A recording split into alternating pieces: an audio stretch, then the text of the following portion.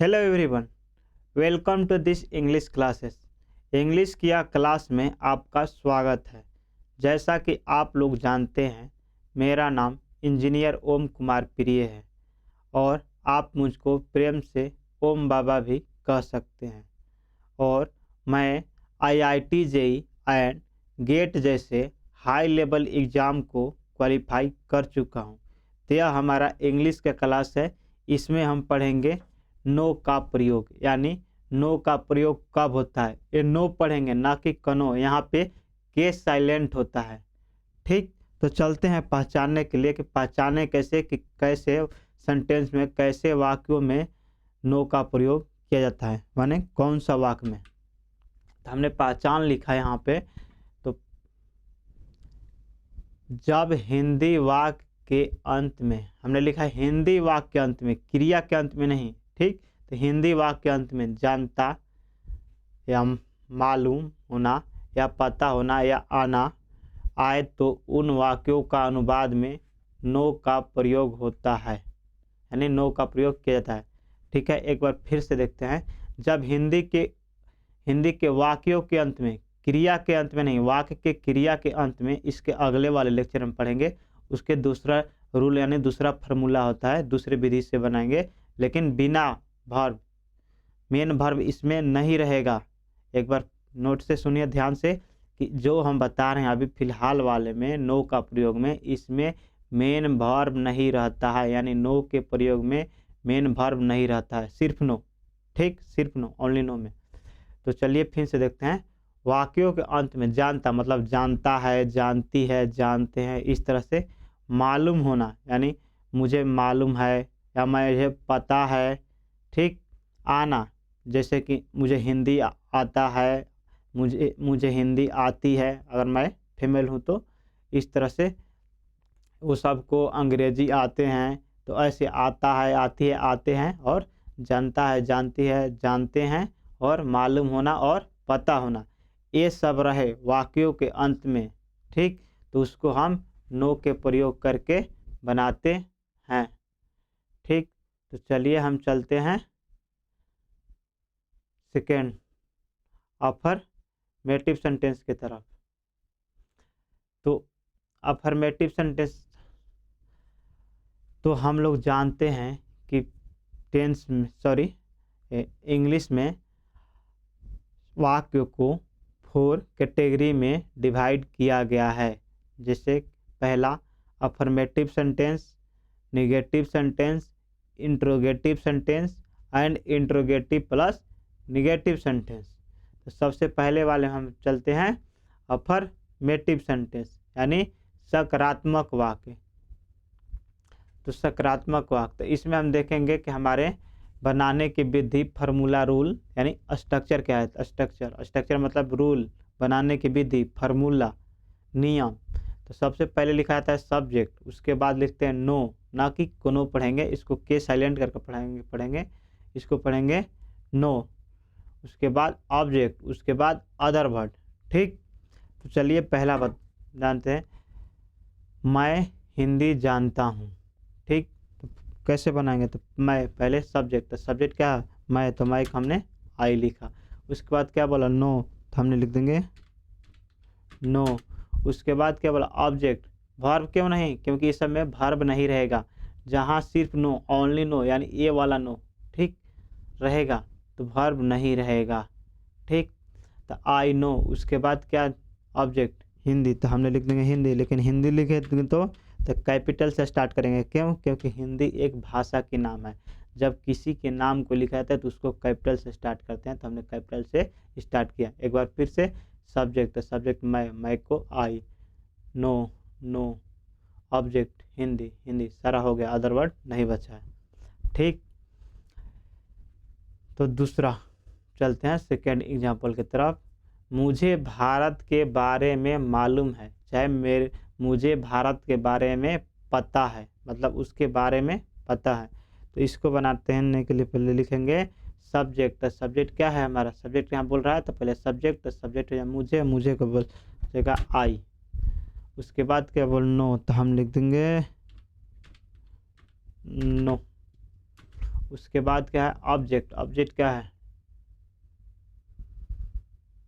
I know, Bharat के बारे में पता, ठीक। तो इसको लिखते हैं अबाउट इंडिया, यानी इंडिया के बारे में, ठीक।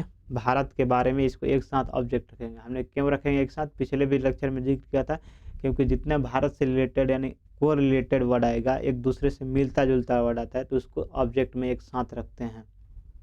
तो हम लिखेंगे about Bharat, ABOUT about Bharat, Bharat भी लिख सकते हैं, इंडिया भी लिख देते हैं, तो खास करके इंडिया ही लिखे। और जब भी इंडिया लिखेंगे तो कैपिटल से लिखेंगे, क्यों, क्योंकि हमने नाम लिख रहे हैं, ठीक। चलते हैं एक बार फिर से सब्जेक्ट, तो सब्जेक्ट मुझे आई नो, तो यहाँ पे नो। उसके बाद बोल रहा है ऑब्जेक्ट, ऑब्जेक्ट क्या है भारत में, भारत में सॉरी भारत के बारे में, तो अबाउट, अबाउट मतलब के बारे में, ठीक। और भारत के लिए इंडिया, ठीक। थर्ड एग्जाम्पल, मुझे हिंदी आती है, ठीक। तो सबसे पहले चलते हैं सब्जेक्ट, का सब्जेक्ट क्या है मुझे, तो मुझे हो जाएगा आई, ठीक। उसके बाद नो, तो हमने लिख देंगे नो। उसके बाद ऑब्जेक्ट हिंदी, तो आई नो हिंदी, हिंदी लिखेंगे कैपिटल से, ठीक। सीधे एक बार देखिए समझिए ज़रा सा, मैं हिंदी जानता हूँ या चाहे बोले कि मुझे हिंदी आती है, दोनों का सेंस अर्थ देखिए तो सेम गया, इसीलिए दोनों का इंग्लिश सेम आया यहाँ पे। देखिए I know Hindi, I know Hindi, मुझे हिंदी आती है चाहे मैं हिंदी जानता हूँ, दोनों का सेंस अर्थ एक ही गया, एक ही कहना चाहता है, ठीक। तो इसीलिए दोनों का इंग्लिश सेम हुआ, ठीक। तो आशा करता हूँ कि आपको अफर्मेटिव सेंटेंस समझ में आया होगा। अब हम चलते हैं इसके बाद वाले निगेटिव सेंटेंस, यानी नकारात्मक वाक्य। तो नकारात्मक वाक्य के जाने से पहले एक बार थोड़ा गौर करेंगे। हमने यहाँ पे नोट में लिखा है यूज ऑफ डू और डज। डू डज नेगेटिव में लगेगा, नकारात्मक में लगेगा, तो उससे पहले हम लोग जान जाते हैं कि कब डू लिखेंगे कब डज लिखेंगे। तो एक बार मैं बता देता हूँ कि क्यों डू डज के जिक्र करें। देखिए जब निगेटिव में आएंगे ना, तो ये वाले स्ट्रक्चर एंड फार्मूला में डू डज लगाना है, तो यहाँ पे डू कब लगाएंगे और डज कब लगाएंगे, ये वाले को जिक्र हम पहले करके आते हैं, तब आएंगे इस पर। तो चलिए हम पहले जिक्र करते हैं कि यूज ऑफ डू और डज, ठीक। तो थर्ड पर्सन सिंगुलर सब्जेक्ट के साथ डज का प्रयोग होता है, यानी थर्ड पर्सन सिंगुलर सब्जेक्ट के साथ। तो कौन कौन आ सकता है इसमें, ही, सी, इट, नेम और कोई सिंगुलर सब्जेक्ट। एक बार फिर से नोट करिए, आपने कॉपी पे लिखते जाइए, ही, सी, इट, नेम, कोई सिंगुलर नेम, ठीक। तो उसके साथ डज का प्रयोग करेंगे। बाकी सभी सब्जेक्ट के साथ डू का प्रयोग होता है, जैसे आई, वी, दे, वे लोग, पीपल, माने प्लूरल और प्लस बाकी जो बच गया। यहाँ पर नीचे हमने लिखा है डज प्लस नॉट बराबर डजंट, यानी अगर हम डू नॉट ना लिख के साथ में एक साथ लिखना चाहें तो इसको इस तरह से लिख सकते हैं। अगर डू और नॉट ना लिखें, हम एक साथ लिखें तो डोंट, ठीक। यानी इसके मतलब हम बताते हैं क्या हम बताना चाहते हैं। तो आइए यहाँ पे देखिए, जैसे डू और नॉट, जिसमें डू और नॉट लिखना होता है उसके ऊपर हम डंट लिख देंगे, और जिसमें डज और नॉट लिखना रहेगा तो यहाँ पर डजंट लिख देंगे, ठीक है। तो चलिए हम पहले देखते हैं स्ट्रक्चर नेगेटिव का, यानी बनाने की विधि, नियम, रूल, तरीका। तो सब्जेक्ट, पहले सब्जेक्ट लिखेंगे, उसके बाद डू या डज लिखेंगे, उसके बाद नॉट लिखेंगे, उसके बाद नो लिखेंगे, ये नो है, ठीक। उसके बाद ऑब्जेक्ट, उसके बाद अदर वर्ड। तो सबसे पहले बना मेरी बहन हिंदी नहीं जानती है। दूसरा पढ़ते हैं, मेरी बहन को हिंदी नहीं आती है। तो देखिए दोनों का सेंस सेम है, दोनों का सेंस सेम है, तो इंग्लिश इसका एक ही हो जाएगा, सेम। तो चलिए बनाते हैं सब्जेक्ट। सब्जेक्ट कहा है मेरी बहन, तो मेरी बहन का एक ही साथ में ले लेंगे माई सिस्टर, माई सिस्टर कहाँ लिखे, वहाँ पे माई सिस्टर, एक सेकेंड, माई सिस्टर,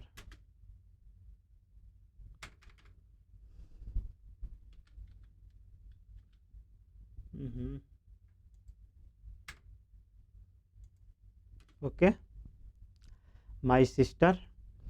उसके बाद डू या डज, तो हमने जानते हैं माई सिस्टर मेरी बहन, तो मेरी बहन क्या है सिंगुलर, तो सिंगुलर के साथ डज लगेगा, तो हम यहाँ पे डज लिख दिया। उसके बाद बोला नॉट लिखे, तो हमने नॉट लिख दिया। उसके बाद क्या नो लिखना है, तो हमने लिख दिया नो। उसके बाद क्या बोल रहा है ऑब्जेक्ट लिखिए, तो ऑब्जेक्ट क्या है हमारा हिंदी, तो हमने लिखेंगे हिंदी। उसके बाद फुल स्टॉप। एक बार फिर से, पहले सब्जेक्ट, तो सब्जेक्ट है मेरी बहन, तो मेरी बहन का माई सिस्टर, ठीक। उसके बाद डू या डज, तो हमने डज लिखेंगे क्योंकि सिंगुलर है। Not, not, no, no, object Hindi, Hindi,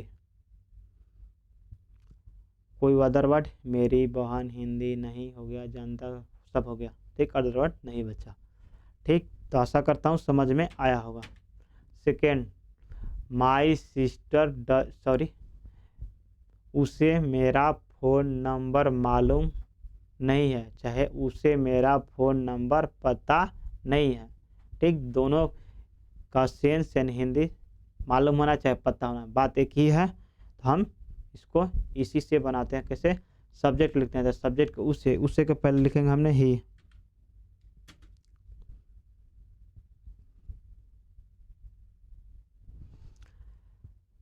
do या डज, तो ही के साथ हम जानते हैं डज लगता है, तो हम लिख दिया डज।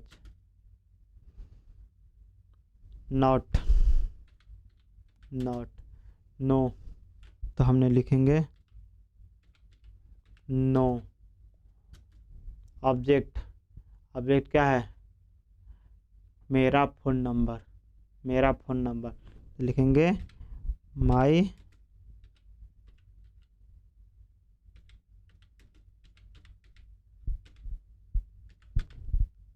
फ़ोन नंबर, ठीक। एक बार फिर से, सब्जेक्ट, सब्जेक्ट क्या उसे के ही के साथ डू या does, does. Not, not, no, no, object मेरा फ़ोन नंबर, मेरा phone number, my phone number. तो आशा करता हूँ कि आपको नेगेटिव सेंटेंस समझ में आ गया होगा, ठीक। तो चलिए अब चलते हैं इंट्रोगेटिव सेंटेंस की तरफ, यानी प्रश्न सूचक वाक्य। तो इंट्रोगेटिव सेंटेंस यानी प्रश्न सूचक वाक्य, तो हमने लिखा यहाँ पे क्या से शुरू रहने पर, जैसे क्या क्या क्या से शुरू है, इस तरह से इसमें देखेंगे। तो पहले लिखते हैं डू या डज, उसके बाद सब्जेक्ट, उसके बाद नो, उसके बाद ऑब्जेक्ट, उसके बाद अदर वर्ड। तो चलिए हम इसको ऊपर बनाते हैं। क्या आपको अंग्रेजी मालूम है, या क्या आपको अंग्रेजी पता है, ठीक। क्या आपको अंग्रेजी आती है, क्या आप अंग्रेजी जानते हैं। चारों, यानी यहाँ पे दो और ये दो, चारों का सेंस सेम एक ही अर्थ है, देखिए ध्यान से, और चारे एक ही के कह रहे हैं, ठीक। तो ऐसे चारों, ऐसे ऐसे जितने टाइप के इधर उधर करके रहेगा, सारे के इंग्लिश सेम होगा। तो चलिए बनाते हैं। तो सबसे पहले डू या डज लिखे, तो उसको पता करने के लिए पहले सब्जेक्ट को पहचाना था। सब्जेक्ट क्या है आपको, आपको को हम लिखते हैं यू, तो हमने जानते हैं यू, और हम जानते हैं कि यू प्लुरल है, तो यू के तो यू प्लुरल है, तो यू के साथ हमेशा डू लगता है, तो हमने पहले लिख देंगे डू। उसके बाद लिखेंगे सब्जेक्ट, हमने लिखेंगे सब्जेक्ट, क्यों सब्जेक्ट, यहाँ सब्जेक्ट बोला है, तो सब्जेक्ट इसमें तुम है चाहे आप है, ठीक। या आपको के लिए यू लिखते हैं, यू कब लिखते हैं तुम, तुमको, आप, आपको, आप सभी को, इसके लिए यू लिखेंगे, ठीक। उसके बाद बोला नो, तो हमने लिखेंगे नो। उसके बाद ऑब्जेक्ट, ऑब्जेक्ट क्या है, ऑब्जेक्ट है अंग्रेजी, अंग्रेजी का इंग्लिश, इंग्लिश, इंग्लिश को लिखेंगे कैपिटल से, क्यों लिखेंगे क्योंकि एक भाषा की नाम है। एक बार फिर से डू या डज, तो डू लिखेंगे, क्यों? आपको के साथ यानी यू के साथ डू लगता है। सब्जेक्ट आपको, यू, नो, नो, ऑब्जेक्ट अंग्रेजी, इंग्लिश। ठीक, यहाँ पे क्वेश्चन मार्क नहीं बल्कि सॉरी फुल स्टॉप नहीं, क्वेश्चन मार्क लिखेंगे, क्योंकि इंट्रोगेटिव में क्वेश्चन मार्क लिखते हैं। तो आशा करता हूँ आपको इंट्रोगेटिव सेंटेंस समझ में आया होगा। अब चलते हैं इंट्रोगेटिव सेंटेंस विथ WH वाले, यानी WH इसमें लगा रहा। तो सबसे पहले कैसे इसका स्ट्रक्चर देखते हैं, यानी नियम फार्मूला बनाने की विधि। WH पहले लिखेंगे, उसके बाद डू या डज लिखेंगे, उसके बाद सब्जेक्ट लिखेंगे, उसके बाद नो लिखेंगे, उसके बाद ऑब्जेक्ट, उसके बाद अदर वर्ड। ठीक, तो हमने पहले भी बताए थे कि जब इंट्रोगेटिव सेंटेंस के WH वाले लगाना रहता है तो सिर्फ WH लगा देते हैं आगे। यहाँ पे WH आगे लगाए हैं, यानी पहले वाले में देखिए डू डच से स्टार्ट हुआ है, लेकिन यहाँ पे डू डच के पहले WH लिखा गया है, बाकी सब चीज़ सेम है। ठीक, तो चलिए हिंदी पे अब चलते हैं, यानी अपने एग्जाम्पल की तरफ। तुम मुझे कैसे जानते हो, ठीक, या आप मुझे कैसे जानते हो। तो सबसे पहले WH, तुम मुझे कैसे, हाउ, हाउ, हाउ, ठीक, ना कि हाउ, वो नहीं, वाह, हाउ, हाउ। उसके बाद तुम के होता है तुम, क्यों? तुम के साथ क्या लगेगा, डू या डज, तो हम जानते हैं डू। उसके बाद सब्जेक्ट क्या है, तुम का यू, नो,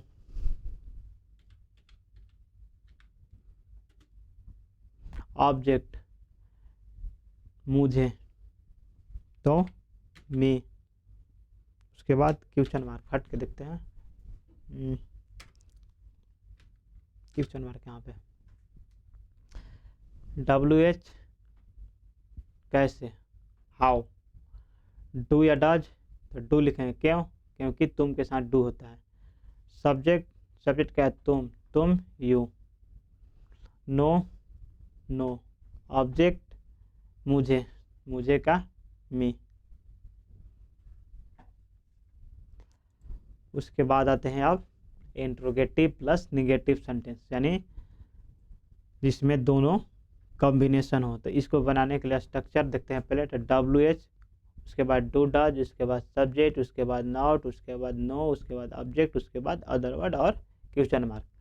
तो एक बार फिर से जिक्र कर रहा हूँ कि इंट्रोगेटिव से इंट्रोगेटिव प्लस निगेटिव बनाने के लिए बस सब्जेक्ट के बाद में यहाँ पे नॉट जोड़ा जाता है, तो इंट्रोगेटिव प्लस निगेटिव बन जाता है। यानी पहले वाले में जाइएगा तो ए अगर छुपा लें तो इतना ही था, और यहाँ पे क्या कर लिए, एक नोट लिख दिए, तो बन गया इंट्रोगेटिव प्लस निगेटिव।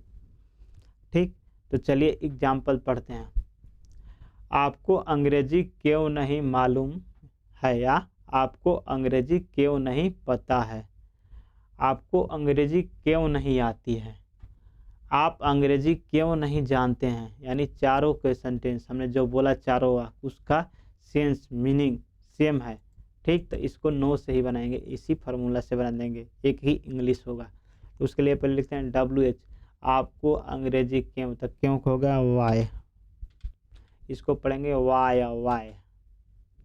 उसके बाद डू या लिखें या डज लिखें, तो भाई उसको लिए सब्जेक्ट क्या, आपको के यू होता है, यू के साथ हम जानते हैं हमेशा डू लगता है, तो हमने यहाँ पे डू लिख देंगे। उसके बाद सब्जेक्ट क्या है, आपको कोई यू। उसके बाद बोल रहा है नॉट, तो हमने लिख दिया नॉट। उसके बाद बोल रहा है नो, तो हमने लिख दिया नो। उसके बाद ऑब्जेक्ट क्या है इसमें, अंग्रेजी के इंग्लिश।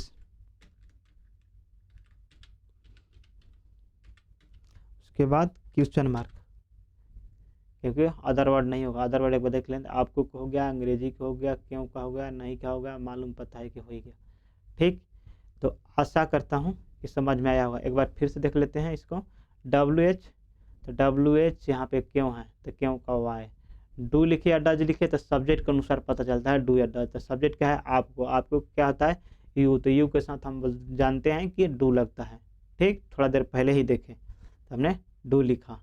उसके बाद क्या लिखा है, सब्जेक्ट। सब्जेक्ट के बाद सब्जेक्ट क्या है, आपको, आपको का you, not not, no no, object, object क्या है इसमें, अंग्रेजी, तो अंग्रेजी का इंग्लिश। ठीक, अब अदर वर्ड, तो अदर वर्ड क्या है इसमें, अदर मतलब जो कुछ बच गया, तो कुछ नहीं बचा। ठीक, तो हम क्वेश्चन मार्क लिख देंगे।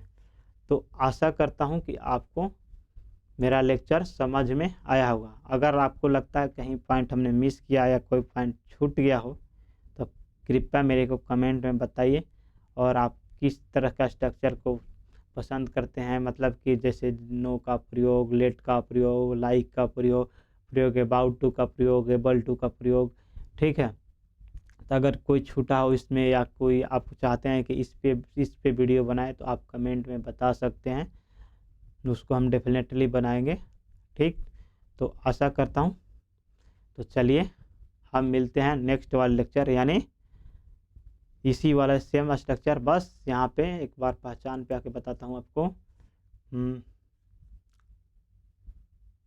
इस वाले में क्या बोले, हिंदी वाक्य आप अंत में बताए थे ना, यहाँ पे क्रिया के अंत में, जब वहाँ पे मतलब भर्ब रहा था, ये भर्ब मिसिंग वाला था, लेकिन अब भर्ब वाला देखेंगे। तो ठीक है, तब तक के लिए प्रैक्टिस करते रहिए। मिलते हैं नेक्स्ट लेक्चर में। Thank you.